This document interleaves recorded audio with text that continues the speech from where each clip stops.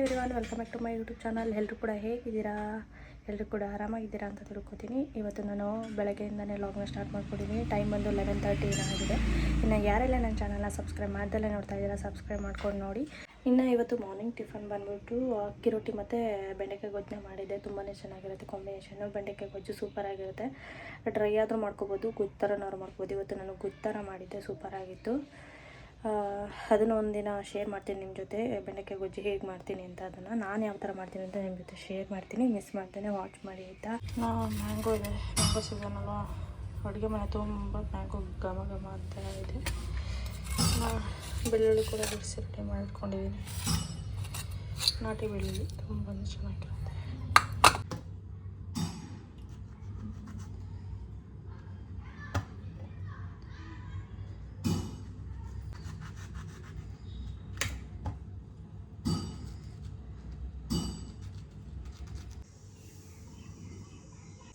Colour ಕಾಸಿದೆ, ಅದರಲ್ಲಿ ಸ್ವಲ್ಪ ಹುಳಿದು ಜಾಸ್ತಿ ಸ್ವೀಟ್ ಇಲ್ಲ. ಹಾಗಾಗಿ ಒಂದೊಂದು ಚೆನ್ನಾಗಿದೆ, ಒಂದೊಂದು ಚೆನ್ನಾಗಿದೆ.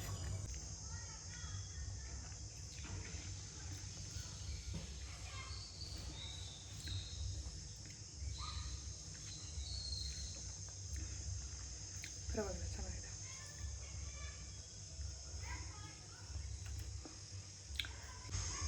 ಯಾರಿಗೆಲ್ಲ ಮ್ಯಾಂಗೋ ಇಷ್ಟ ಕಮೆಂಟ್ಸಲ್ಲಿ ತಿಳಿಸಿ.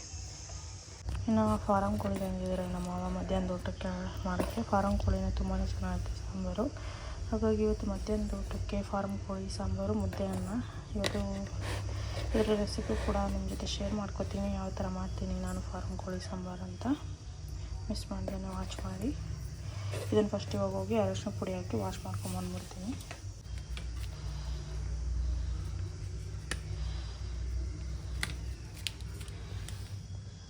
ನನಗೆ ಅದರೊಳಗೆ ಮೊಟ್ಟೆದು ತುಂಬಾ ಇಷ್ಟ ಆಗುತ್ತೆ.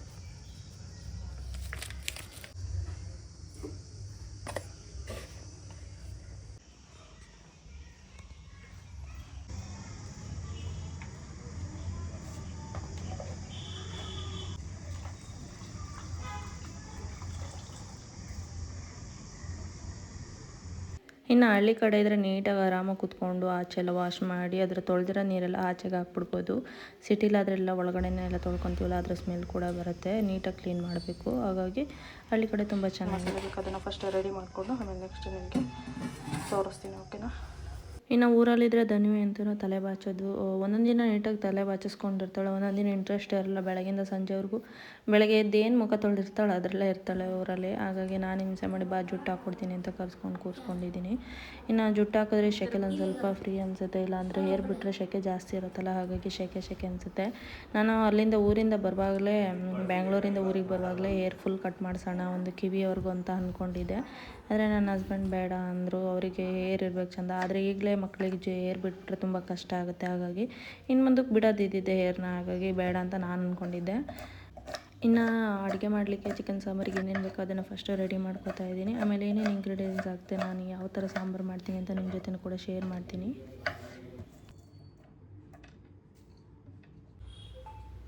ಇನ್ನು ಸಾಂಬಾರಿಗೆ ಏನೇನು ಬೇಕು ಹೆಚ್ಚು ರೆಡಿ ಮಾಡ್ಕೊಂಡಿದ್ದೀನಿ. ಈರುಳ್ಳಿ, ಒಂದೆರಡು ಈರುಳ್ಳಿ, ಶುಂಠಿ, ಬೆಳ್ಳುಳ್ಳಿ, ಟೊಮೊಟೊ, ಇದನ್ನೆಲ್ಲ ಚೆನ್ನಾಗಿ ಹುರ್ಕೊಬೇಕು ಫಸ್ಟು, ಹಸಿ ವಾಸನೆ ಹೋಗೋವರೆಗೂ.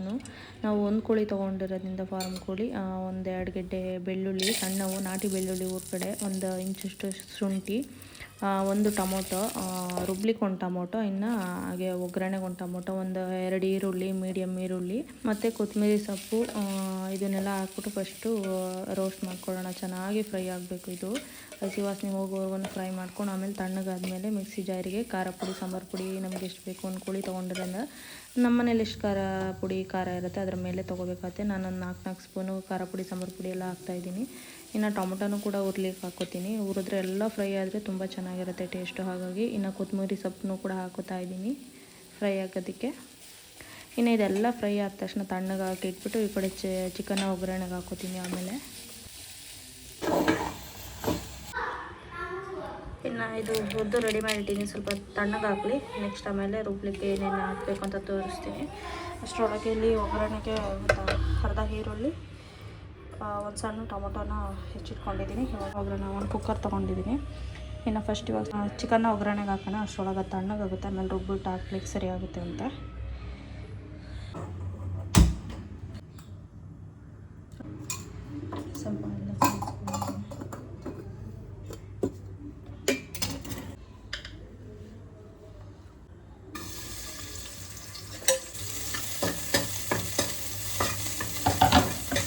ಇನ್ನು ಅದು ತಣ್ಣಗಾಗಲಿ ಅಂತ ಬಿಟ್ಟಿದ್ದೀನಲ್ಲ ಅಷ್ಟರೊಳಗೆ ಚಿಕನ್ ಒಗ್ಗರಣೆ ಹಾಕೊಬಿಡೋಣ ಅಂತ ಒಗ್ಗರಣೆಗೆ ಹಾಕ್ತಾಯಿದ್ದೀನಿ. ಫಸ್ಟ್ ಎಣ್ಣೆನ ಹಾಕ್ಬಿಟ್ಟು ಸ್ವಲ್ಪನೇ ಎಣ್ಣೆ ಹಾಕ್ಕೊಬೇಕು.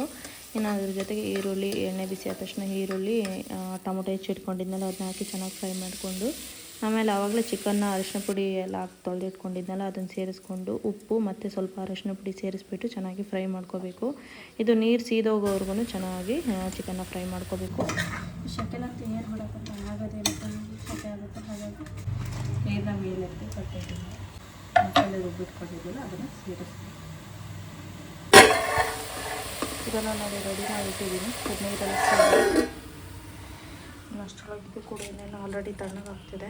ಅದು ತಣ್ಣಗಾದ ತಕ್ಷಣ ರುಬ್ಬಿಟ್ಟು ಮಸಾಲೆನ ಅದರೊಳಗೆ ಸೇರಿಸ್ಕೊಂಡ್ಬಿಡೋದು. ಕಾಯಿನ ವಿಶಾಲೆಲ್ಲ ಕೂರಿಸಿ ಚಿಕನ್ ಬೆಂದಮೇಲೆ ಲಾಸ್ಟಿಗೆ ಹಾಕೋದು. ಇದು ಇವಾಗ ತಣ್ಣಗಾಗ್ತಾ ಬರ್ತಿದೆ. ಇವಾಗ ಇದನ್ನು ಗ್ರೈಂಡ್ ಮಾಡ್ಕೊಳ್ಳೋಣ. ಇದಕ್ಕಿನ್ನ ಖಾರ ಪುಡಿ, ಸಾಂಬಾರು ಪುಡಿ ಮತ್ತು ಚಕ್ಕೆ ಲವಂಗದ ಪುಡಿ ಸೇರಿಸ್ಬಿಟ್ಟು ರುಬ್ಕೊಳ್ಳೋಣ.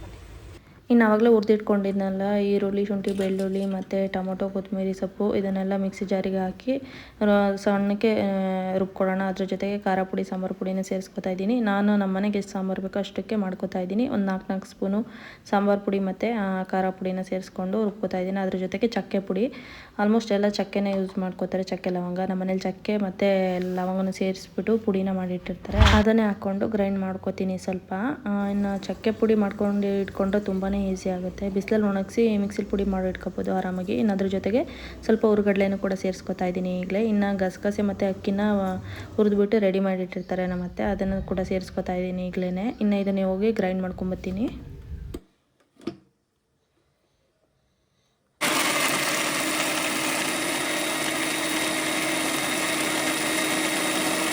ಎಷ್ಟು ಕೊತ್ತಂಬರಿ ಸೊಪ್ಪು ಅಲ್ಲಿ ಬಾಕ್ಸಲ್ಲಿ ಅದೇನಕ್ಕೆ ಎಲ್ಲ ತಲೆ ಬಡಿತೀಯ ಅಂತಿಗೆ 2 ತಿಕ್ಕೋ ಇಲ್ಲಿ ಇಟ್ಬಿಟ್ಟು ತಗೋ. ಇದು ನಮ್ಮನೆ ಗಿಡದಲ್ಲೇ ಬೆಳೆದಂಥ ನಿಂಬೆಹಣ್ಣು ಎಷ್ಟು ಚೆನ್ನಾಗಿದೆ ನೋಡಿ. ಕೊತ್ತಂಬರಿ ಸೊಪ್ಪು ಎಷ್ಟು ತಗೊಂಡೆ? 2 ತಗೊಂಡ. ಕೊತ್ತಂಬರಿ ಸೊಪ್ಪು ಅಲ್ಲಿ ಫ್ರಿಜ್ಜಲ್ಲಿ ಕವರಲ್ಲಿ ತಗೊಂಬರು, ಡೋರಲ್ಲಿ. ಈ ಕಡೆ ಖಾರನೂ ಕೂಡ ರೆಡಿಯಾಗಿದೆ. ಇದನ್ನ ಇವಾಗ ಈ ಕಡೆ ಚಿಕನ್ ರೆಡಿ ಆಗಿದೆಯಲ್ಲ ಇದರಲ್ಲಿ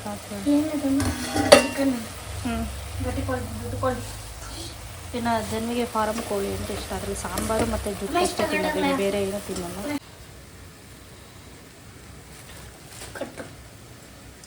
ಕಟ್ಬಿಟ್ಟು ಇಟ್ಟೋಗಪ್ಪ. ನೋಡಿ ಹೆಂಗೆ ತೆಗೆದಿರ್ತಾಳೆ ಹಂಗೆ ಬಿಟ್ಬಿಟ್ಟು ಹೋಗ್ತದೆ ನೋಡಿ.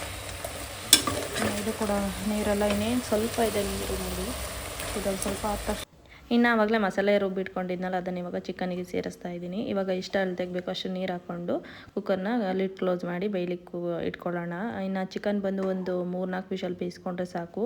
ಅಕಸ್ಮಾತ್ ಬೆಂದಿಲ್ಲ ಅಂದರೆ ನೆಕ್ಸ್ಟು ಇನ್ನೊಂದು ಸರಿ ಕಾಯೆಲ್ಲ ಹಾಕಿದ್ಮೇಲೆ ಒಂದು ಸರಿ ಕೂಗಿಸ್ಕೊಂಡ್ರೆ 1-2 ಸರಿ ಕೂಗಿಸ್ಕೊಂಡ್ರೆ ಚಿಕನ್ ಬೆಂದ್ಬಿಡುತ್ತೆ. ಇನ್ನು ಆವಾಗಲೇ ಒಂದು ಸ್ವಲ್ಪ ಉಪ್ಪು ಸೇರಿಸಿದೆ. ಇನ್ನು ಅಕಸ್ಮಾತ್ ಉಪ್ಪು ಏನಾದರೂ ಕಡಿಮೆ ಆಗಿದ್ರೆ ಇನ್ನೊಂದು ಸ್ವಲ್ಪ ಉಪ್ಪು ಸೇರಿಸ್ಕೊಂಡು ಈಗ ವಿಷಲ್ ಹಾಕ್ಬಿಟ್ಟು ಬೇಯಿಸ್ಕೊಬೇಕು. ಇವಾಗ ಇನ್ನೇನು ರೆಡಿಯಾಗಿದೆ. ಒಂದು 3-4 ವಿಷಲ್ ಬಂದರೆ ಬೆಂದಿರುತ್ತೆ. ಅಕಸ್ಮಾತ್ ಬೆಂದಿಲ್ಲ ಅಂದರೆ ಇನ್ನೊಂದು 2 ವಿಷಲ್. ಅಷ್ಟರೊಳಗೆ ಕಾಯಿನ ತುರ್ಕೊಂಬಿಟ್ಟು ಕಾಯಿನ ರುಬ್ಕೊಬಿಡೋಣ. ಅಷ್ಟರೊಳಗೆ ಅದು ಆಗಿಬಿಡುತ್ತೆ. ಇನ್ನು ಅದ್ರ ಜೊತೆಗೆ ರೈಸು ಮುದ್ದೆ ಮಾಡ್ತೀನಿ ಅಂತ.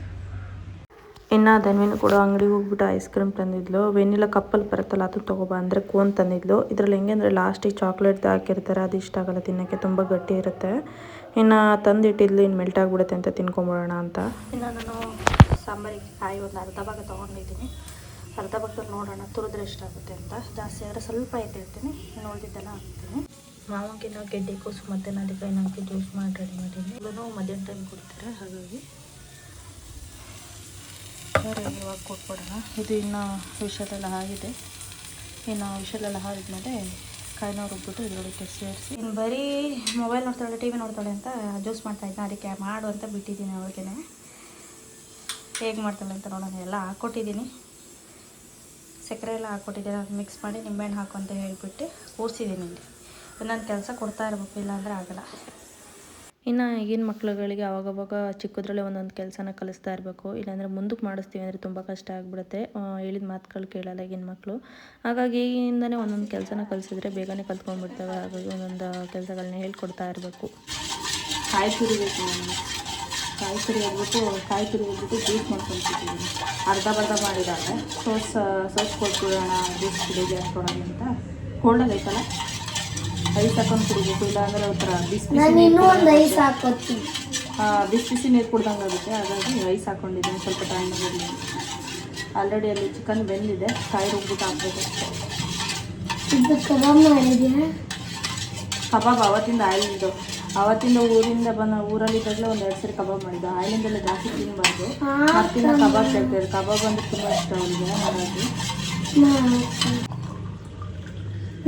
ನಾನು ಸೋಸ್ಕೊತೀನಿ.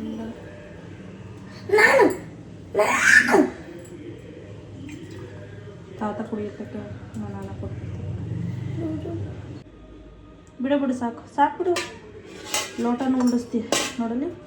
ಇನ್ನು ನಾನು ಒಂದು ಭಾಗದಷ್ಟು ಕಾಯಿ ತುರಿ ತೊಗೊಂಡಿದ್ದೀನಿ. ಅದು ಸ್ವಲ್ಪ ಚಿಕ್ಕದೇ ಆಗಿತ್ತು, ಹಾಗಾಗಿ ಇಷ್ಟು ಕಾಯಿ ತುರಿ ಅಂತೂ ಬೇಕೇ ಬೇಕು. ಹಾಗಾಗಿ ಒಂದು ಕಾಯಿ ತುರಿ ತೊಗೊಂಡಿದ್ದೀನಿ ಒಂದು ಭಾಗ. ಇದನ್ನು ಇವಾಗ ಗ್ರೈಂಡ್ ಮಾಡ್ಕೊಳ್ಳೋಣ ಫಸ್ಟು. ಇನ್ನು ಈ ಕಡೆ ಚಿಕನ್ ಕೂಡ ಬಂದು ರೆಡಿಯಾಗಿದೆ. ಇನ್ನು ಇದಕ್ಕೆ ಆವಾಗಲೇ ಕಾಯಿನ ರುಬ್ಕೊಂಡಿದ್ನಲ್ಲ ನೋಡಿ, ಕಾಯ್ದು ಪೇಸ್ಟ್ ಕೂಡ ರೆಡಿಯಾಗಿದೆ. ಇವಾಗ ಇದಕ್ಕೆ ಸೇರಿಸ್ಬಿಟ್ಟು ಕುದಿಸ್ಕೊಳ್ಳೋದಷ್ಟೇ. ಚಿಕನ್ ಸಾಂಬಾರು ರೆಡಿ ಆಗುತ್ತೆ ಸೂಪರಾಗಿ. ನನಗೆ ಬಾಯ್ಲರ್ಗಿಂತ ಫಾರ್ಮ್ ಕೋಳಿನೇ ತುಂಬ ಇಷ್ಟ, ಮೊಟ್ಟೆ ಕೋಳಿ.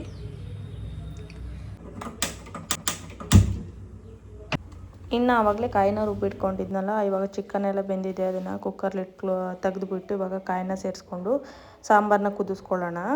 ಇವಾಗ ನಮ್ಗೆ ಎಷ್ಟು ಅಳತೆಗೆ ಬೇಕೋ ಅಷ್ಟು ಸಾಂಬಾರನ್ನ ಮಾಡಿಕೊಂಡು ಚಿಕನ್ ಸಾರನ್ನ ಕುದಿಸ್ಕೊಂಡ್ರೆ ಸಾಂಬಾರು ರೆಡಿಯಾಗಿ ಹೋಗ್ಬಿಡುತ್ತೆ. ಅವನ್ನೇ ಮೊಟ್ಟೆ ಎತ್ತಿಟ್ಟಿದ್ನಲ್ಲ ಅದನ್ನು ಇದಕ್ಕೆ ಸೇರಿಸ್ಕೊಳ್ಳೋಣ.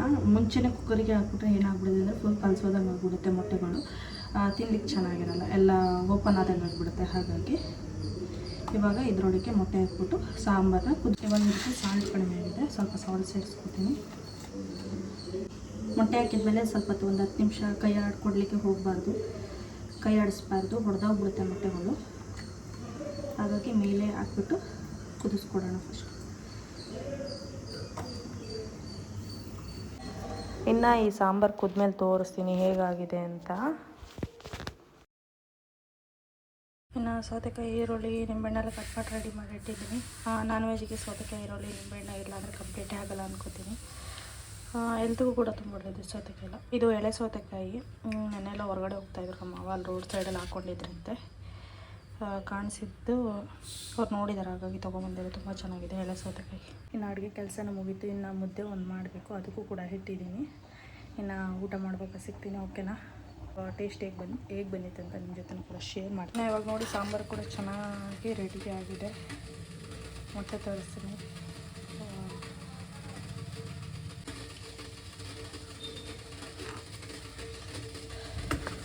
ಇನ್ನು ಈ ಕಡೆ ಮುದ್ದೆ ಕೂಡ ಇಟ್ಟಿದ್ದೀನಿ. ನಾನು ಇದೇ ಪಾತ್ರೆಯಲ್ಲಿ ಮುದ್ದೆನ ಮಾಡ್ಕೊಳ್ಳೋದು ಬೇಗ ಆಗುತ್ತೆ, ಈಸಿಯಾಗಿ ಕೂಡ ಆಗುತ್ತೆ. ಇವಾಗ ನೋಡಿ ಮಧ್ಯಾಹ್ನದ ಊಟ ಕೂಡ ರೆಡಿಯಾಗಿದೆ. ಕಬಾಬು, ಚಿಕನ್ ಫ್ರೈ, ಗಟ್ಟಿಕಾಳು ಸಾಂಬಾರು, ಮುದ್ದೆ.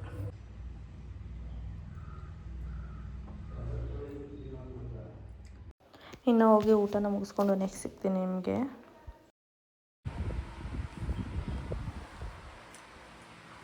ಇನ್ನು ಮೊದಲೇ ಶೆಕೆ, ಇನ್ನು ಊಟ ಮಾಡೋದ್ರಂತೂ ಇನ್ನೂ ಶೆಕೆ. ಇನ್ನು ಸ್ವಲ್ಪ ಎಡಿಟಿಂಗ್ ಕೆಲಸ ಇತ್ತು, ಅದನ್ನು ಮುಗಿಸ್ಕೊತಾ ಇದ್ದೀನಿ. ಇನ್ನು ನಾನು ಸಂಜೆಯಿಂದ ವಿಡಿಯೋ ಕಂಟಿನ್ಯೂ ಮಾಡ್ತಾಯಿದ್ದೀನಿ.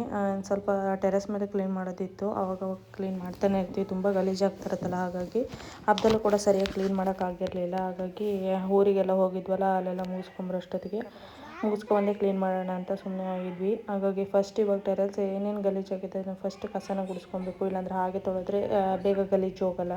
ಇನ್ನು ಎಷ್ಟು ಕ್ಲೀನ್ ಮಾಡಿದ್ರೆ ಅಷ್ಟು. ನೀವು ಅದು ಕ್ಲೀನ್ ಮಾಡಿ ನಾಳೆ ನೋಡ್ತೀವಿ ಅಂದರೆ ರೋಡ್ ಸೈಡೇ ಮನೆ ಇರೋದ್ರಿಂದ ತುಂಬ ಧೂಳು ಬಂದು ಮೇಲೆಲ್ಲ ಕುತ್ಕೊಂಡ್ಬಿಡುತ್ತೆ, ಗಾಡಿಗಳು ಓಡಾಡ್ತಾವಲ್ಲ. ಹಾಗಾಗಿ ಇನ್ನು ಬೆಳಗ್ಗೆನೇ ಹಾಗಾಗಿ ಇವತ್ತು ಸ್ನಾನನೂ ಕೂಡ ಮಾಡೋಕ್ಕೆ ಹೋಗಿಲ್ಲ ಎಲ್ಲರೂ. ಇನ್ನು ನನ್ನ ಮಗಳು ಕೇಳಬೇಕಲ್ಲ, ಇನ್ನು ನೀರಲ್ಲಿ ಆಟ ಆಡೋದಂದ್ರೆ ಖುಷಿ ಇರುತ್ತೆ. ಇನ್ನು ಮೇಲೆ ಬಂದರೆ ನಾವು ತೊಳಿತಿದ್ರೆ ಫುಲ್ ನೀರಲ್ಲೆಲ್ಲ ಆಟ ಆಡಿ ಬಟ್ಟೆನೆಲ್ಲ ನೆನೆಸ್ಕೊತಾಳೆ. ಹಾಗಾಗಿ ಅವಳಿಗೂ ಕೂಡ ಸ್ನಾನ ಮಾಡಿಸಿರಲಿಲ್ಲ. ಸಂಜೆ ಇದನ್ನ ಮೇಲ್ಗಡೆ ಎಲ್ಲ ಕ್ಲೀನ್ ಮಾಡಿಬಿಟ್ಟು ಆಮೇಲೆ ಸ್ನಾನ ಮಾಡಿ ಪೂಜೆ ಮಾಡೋಕ್ಕೆ ಸರಿ ಹೋಗುತ್ತೆ ಅಂತ.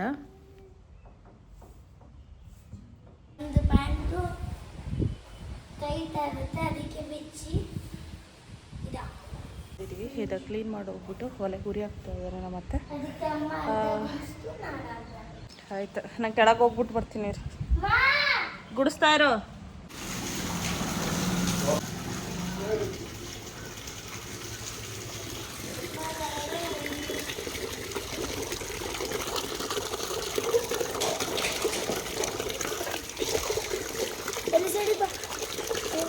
ಇನ್ನು ತೊಳೆದಿದ್ದು ಕೂಡ ಎಲ್ಲ ಆಯಿತು. ಇನ್ನು 3 ಜನ ಸೇರಿಕೊಂಡು ತೊಳೆದ್ವಿ. ನಾನು, ನಮ್ಮ ಮಾವ, ನಮ್ಮ ಅತ್ತೆ 3 ಜನ ಸೇರಿಕೊಂಡ್ರೆ ಬೇಗ ಕ್ಲೀನ್ ಆಗಿಬಿಡುತ್ತಲ್ಲ. ಹಾಗಾಗಿ ಫಸ್ಟು ನೀರಿಗೆ ಸೋಪಿನ ನೀರೆಲ್ಲ ಹಾಕ್ಕೊಂಡು ಎಲ್ಲ ತಲೋ ಹಾಕ್ಕೊಂಡು ಆಮೇಲೆ ಅದನ್ನು ಉಜ್ಜಿಬಿಟ್ಟು ಆಮೇಲೆ ಇನ್ನೊಂದ್ಸರಿ ಚೆನ್ನಾಗಿರೋ ನೀರನ್ನ ಹಾಕ್ಕೊಂಡು ತೊಳೆದ್ಬಿಡ್ತೀವಿ, ನೀಟಾಗಿಬಿಡುತ್ತೆ. ಹಾಗಾಗಿ ಇನ್ನು ಲಾಸ್ಟಿಗೆಲ್ಲ ತೊಳೆದ್ಮೇಲೆ ಎಷ್ಟು ಚೆನ್ನಾಗಿ ಕಾಣಿಸ್ತಿತ್ತು ಅಂದರೆ ಅದು ನೆಕ್ಸ್ಟ್ ಡೇ ಬಂದು ನೋಡಿದ್ರೆ ಮತ್ತು ಅದೇ ಥರ ಗಲೀಜಾಗಿರುತ್ತೆ. ಅದೇ ಬೇಜಾರು, ಎಷ್ಟು ತೊಳೆದು ಕ್ಲೀನ್ ಮಾಡಿದ್ರೂ ಗಲೀಜಾಗುತ್ತಲ್ಲ ಅಂತ.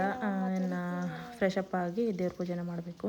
ಇನ್ನು ಇವಾಗ ಧನ್ವಿನ ಕೂಡ ಫ್ರೆಶಪ್ ಆಗಿ ದೇವ್ರ ದೀಪನ ಅವಳೇ ಹಚ್ಚಿಸ್ತಾಳೆ. ಇವಾಗೇನು ಆರಾಮಾಗಿ ಒಂದು ದೀಪ ಹಚ್ಚಿಸ್ಕೊಟ್ರೆ ಎಲ್ಲ ರೆಡಿ ಮಾಡಿ ಅವಳೇ ಪೂಜೆ ಮಾಡಿಬಿಡ್ತಾಳೆ. ಇನ್ನೇನು ನಾನು ಕೂಡ ಹೋಗಿ ಫ್ರೆಶಪ್ ಆಗಿ ಬಂದೆ. ಫ್ರೆಶಪ್ ಆದಮೇಲೆ ಸಮಾಧಾನ ಆಗೋಯಿತು. ಬೆಳಗಿಂದನೇ ಸ್ನಾನ ಮಾಡಿರಲಿಲ್ಲ, ಟೆರೆಸ್ ಮೇಲೆ ಕ್ಲೀನ್ ಮಾಡಬೇಕಿತ್ತು ಅಂತ. ಇನ್ನು ಸ್ನಾನ ಮಾಡಿ ಮತ್ತೆ ಟೆರೆಸ್ ಮೇಲೆ ಹೋಗಿ ಕ್ಲೀನ್ ಮಾಡ್ತೀವಿ ಅಂದರೆ ಮತ್ತೆ ಗಲೀಜಾಗಿಬಿಡುತ್ತೆ, ಮತ್ತು ಸೆಕೆಗೆ ಬೆವರಿಗೆಲ್ಲ ಇದಾಗಿಬಿಡುತ್ತೆ ಅಂತ ಸಂಜೆನೇ ಸ್ನಾನ ಮಾಡೋಣ ಅಂತ ಮಾರ್ನಿಂಗಿನ ಸ್ನಾನ ಮಾಡೋಕ್ಕೆ ಹೋಗಿರಲಿಲ್ಲ. ಇನ್ನು ಇವತ್ತಿನ ಡೇ ಹೀಗಿತ್ತು. ಇನ್ನು ಈ ವಿಡಿಯೋನ ಇಲ್ಲಿಗೆ ಏನು ಮಾಡ್ತಾಯಿದ್ದೀನಿ. ಈ ವಿಡಿಯೋ ಇಷ್ಟ ಇದ್ದ ಒಂದು ಲೈಕ್ ಮಾಡಿ, ಶೇರ್ ಮಾಡಿ, ಸಬ್ಸ್ಕ್ರೈಬ್ ಮಾಡ್ಕೊಳ್ಳಿ. ಇನ್ನು ಯಾರೆಲ್ಲ ನನ್ನ ಚಾನಲ್ನ ಸಬ್ಸ್ಕ್ರೈಬ್ ಮಾಡ್ದಲ್ಲೇ ನೋಡ್ತಾ ಇದ್ದೀರಾ, ಸಬ್ಸ್ಕ್ರೈಬ್ ಮಾಡ್ಕೊಂಡು ನೋಡಿ, ಬೆಲ್ಲೈಕನ್ನ ಕ್ಲಿಕ್ ಮಾಡಿ, ಫಸ್ಟ್ ನೋಟಿಫಿಕೇಷನ್ ನಿಮಗೆ ಬರುತ್ತೆ. Thank you for watching.